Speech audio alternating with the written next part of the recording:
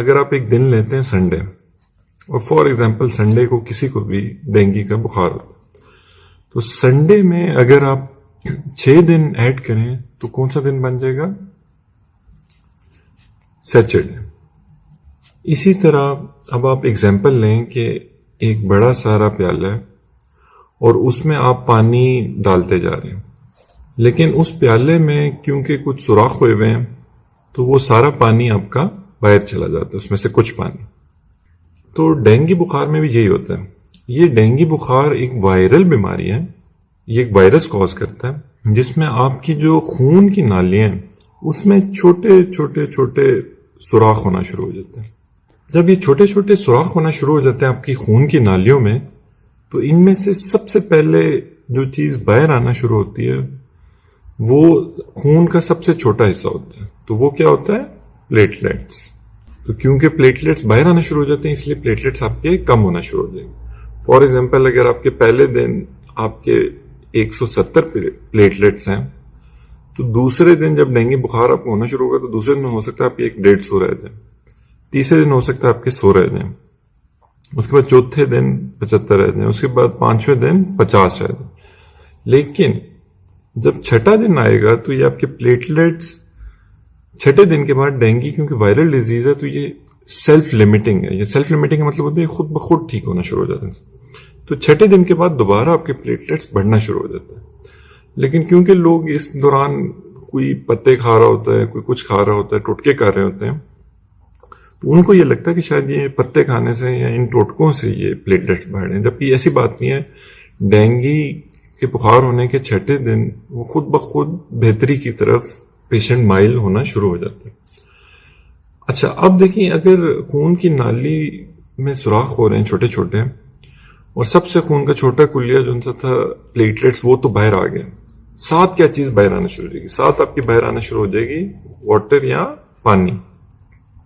اب لوگ کیا کرتے ہیں کہ لوگ اپنا تمام فوکس رکھ دیتے ہیں پلیٹلیٹس پہ، جبکہ اصل جو آپ کا فوکس ہونا چاہیے وہ ہونا چاہیے واٹر پہ، کیونکہ یہ سب سے ڈینجرس چیز ہے۔ دیکھیں اگر آپ کے پلیٹلیٹس خون میں کم ہو بھی جائیں نا تو اس سے کوئی فرق اس طرح نہیں پڑ رہا ہوگا کہ آپ کے جسم پورے میں کہیں پہ بھی خون نہیں نکل رہا، تو یہ ان کی کمی آپ کو کوئی کسی طرح تنگ نہیں کرے گی۔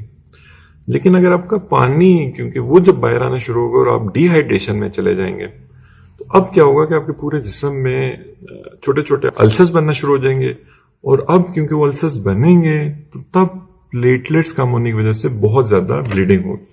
اب اس کے بعد جو اگلا چیز جو ہمیں سمجھنی چاہیے اس میں وہ یہ ہے کہ دیکھیں اگر ایک خون کی نالی ہے اور اس میں سے پلیٹلیٹس باہر آ رہے ہیں اور پانی باہر آ رہا ہے، تو اس کو ہم کس طرح مانیٹر کریں گے؟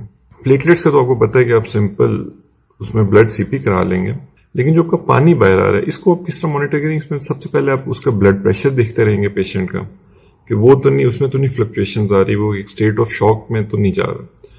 پھر آپ سائنز آف ڈی ہائیڈریشن دیکھیں گے پیشنٹ پہ، کہ پیشنٹ کسی طرح بھی سائنز آف ڈی ہائیڈریشن میں تو نہیں جا رہا۔ اس میں one of the biggest signs is urination, کہ اگر پیشنٹ پیشاب کرتا رہ رہا ہے تو تب اس کا مطلب ہے کہ پیشنٹ کی باڈی ٹھیک ہے، وہ ابھی تک اس طرح ڈی ہائیڈریٹ نہیں ہوئی۔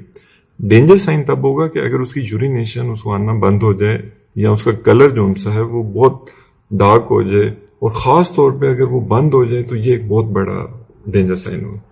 پھر ہم پلس پریشر کو بھی دیکھتے ہیں، یہ بھی اگر ڈی ہائیڈریشن میں پیشنٹ جا رہا ہوگا تو یہ بھی اس کی خراب ہونا شروع ہو جائے گی۔ ساتھ ساتھ ہم واٹر کو، کہ وہ جو باہر اسکیپ کر رہی ہے اس کو دیکھنے کے لیے کہ وہ کن کن کمپارٹمنٹس میں جا رہی ہے، تو ہم الٹرا ساؤنڈ بھی اس پیشنٹ کے کراتے جائیں گے۔ اب ڈینگی کا ایک ہی ٹیسٹ ہے جو ڈینگی اسپیسیفک ٹیسٹ ہے، DS1 جسے آپ کہتے ہیں، یہ اب پہلے دن سے ڈینگی کے پازیٹیو ہو جاتا ہے، اور یہی سب سے یوزفل ٹیسٹ ہے، کیونکہ باقی تمام ٹیسٹ ڈینگی ہونے کے کچھ عرصے بعد پازیٹیو ہوتے ہیں۔ اب آپ نے کرنا کیا ہے؟ دیکھیں اب آپ نے گھبرانا اس میں اس طرح نہیں ہے، کہ آپ سمپلی آپ فوکس کریں گے آپ پیشنٹ کو کس طرح میکسیمم ری ہائیڈریٹ کر سکتے ہیں، اور کس طرح آپ اس کو ڈی ہائیڈریٹ ہونے سے بچا سکتے ہیں۔ یہ آپ کا سب سے امپورٹنٹ پوائنٹ ہے، کیونکہ اگر آپ اس کو ڈی ہائیڈریٹ نہیں ہونے دیں گے تو اس کو السر نہیں بنیں گے، السر نہیں بنیں گے تو اس کے بلیڈنگ پوائنٹس نہیں ہونا شروع ہو جائیں گے، اور اگر اس کی بلیڈنگ نہیں شروع ہو جائے گی پورے باڈی میں، تب یہ جو پلیٹلیٹس کم ہو بھی رہے ہیں اس سے کچھ مسئلہ نہیں ہوگا۔ تو یہ بالکل بیسک کانسیپٹ ہے کہ ڈینگی کیوں ہوتا ہے، اور کیوں، اور پھر آپ یہ بھی دیکھیں کہ یہ چھٹے دن آپ کے ڈینگی بخار خود بخود جب آپ کو ہوا اس کے چھٹے دن یہ خود بخود یہ بہتری کی طرف پیشنٹ آپ کا ہونا شروع ہو جائے گا. تو اس کی کوئی خاص ٹریٹمنٹ نہیں ہے، کوئی ویکسین نہیں ہے، کوئی ایسی دوائی نہیں ہے جو ڈینگی کے خلاف کام کرے. ہم نے بس صرف پیشنٹ کا جو واٹر لیول ہے، جو اس کی ہائیڈریشن لیول ہے، اس کو مانیٹر کرتے رہنا ہے کہ وہ اس کا کمپلیٹلی ٹھیک ہے.